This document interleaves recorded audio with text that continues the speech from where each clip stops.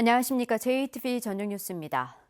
이낙연 국무총리가 익산시 장전마을의 집단 암 발병과 관련해 역대 정부를 대신해 엄중히 사과드린다고 밝혔습니다.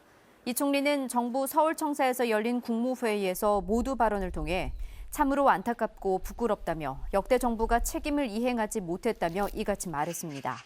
이 총리는 또 장전마을 주민들이 여러 차례 지자체에 건강 피해를 호소했으나 환경 역학 조사가 너무 늦게 수용됐다며 전국의 환경 오염 취약 지역에 대해 선제적으로 건강 영향을 조사하고 환경 개선 등 필요한 조치를 취하라고 지시했습니다.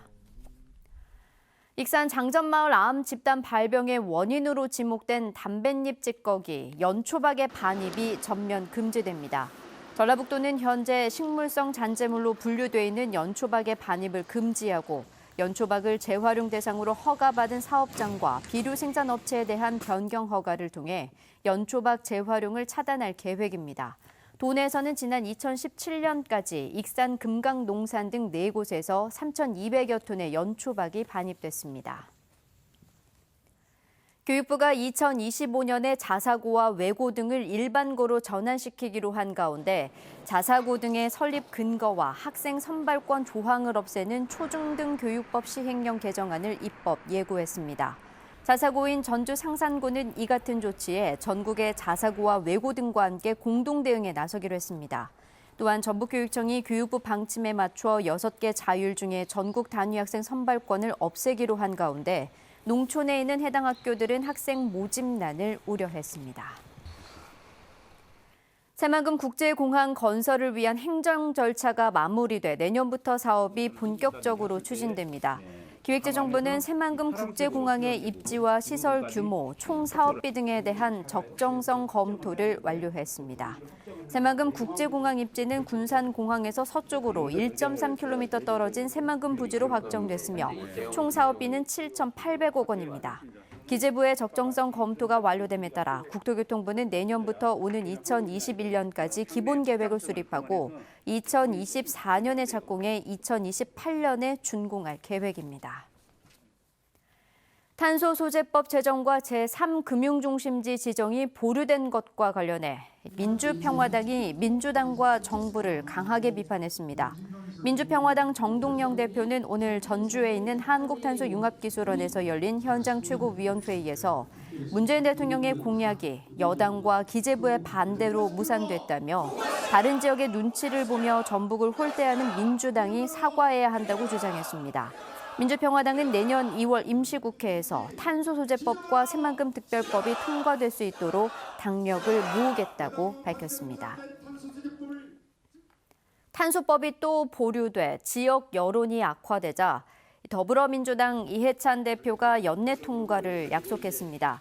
이 대표는 정읍첨단방사선연구소에서 그간 법안에 대한 정당 간 견해가 다르고 기재부 반대가 있었지만 당정협의회를 통해 합의했다며 이번 정기국회 또는 12월 임시국회에서 통과시키겠다고 말했습니다.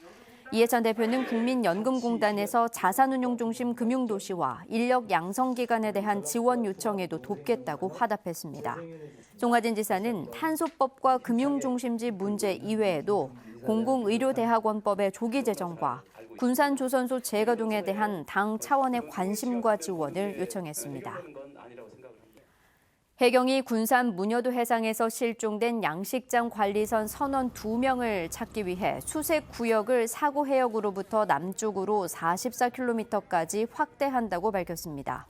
해경은 표류 예측 시스템에 따라 실종자들이 남쪽으로 이동했을 가능성에 무게를 두고 있습니다. 전북 지역 육군 모 부대장이 부하 여군을 성추행한 혐의로 구속돼 군 검찰의 수사를 받고 있습니다. A 대령은 업무 보고를 핑계로 부하 여군을 집무실로 불러 추행하고 수차례 사적인 연락을 한 혐의를 받고 있습니다. 육군은 지난 6일 A 대령을 보직 해임했습니다. 내일 아침 전북에는 영하권의 추위가 찾아오겠습니다. 장수의 기온이 영하 4도, 익산 영하 3도, 전주 영하 1도까지 떨어지겠습니다. 낮에는 대체로 맑은 가운데 기온이 크게 오르면서 추위가 풀리겠습니다. 낮 최고 기온은 10도에서 13도로 오늘보다 4도가량 높겠습니다. 전주기상지청은 당분간 일교차가 10도 이상 크게 벌어지겠고 일요일에는 한 차례 비가 올 것으로 내다봤습니다. JTB 8시 뉴스 예고입니다. 탄소법이 보류돼 여론이 악화되는 가운데 민주당 이해찬 대표가 법안의 연내 통과를 약속했습니다. 평화당도 현장 최고위원회로 맞불을 놓고 정부와 여당을 강하게 비판했습니다. 이낙연 국무총리가 익산 장전마을의 집단 암 발병과 관련해 역대 정부를 대신해 엄중히 사과한다고 밝혔습니다. 새만금 국제공항 건설을 위한 행정 절차가 모두 마무리돼 내년부터 사업이 본격적으로 추진됩니다. 교육부가 자사고와 외고를 일반고로 전환하기 위한 절차에 돌입하자 전북교육청도 도내 6개 자율중학교도 일반중학교로 전환하기로 했습니다. 자세한 소식은 JTB 8시 뉴스에서 전해드리겠습니다.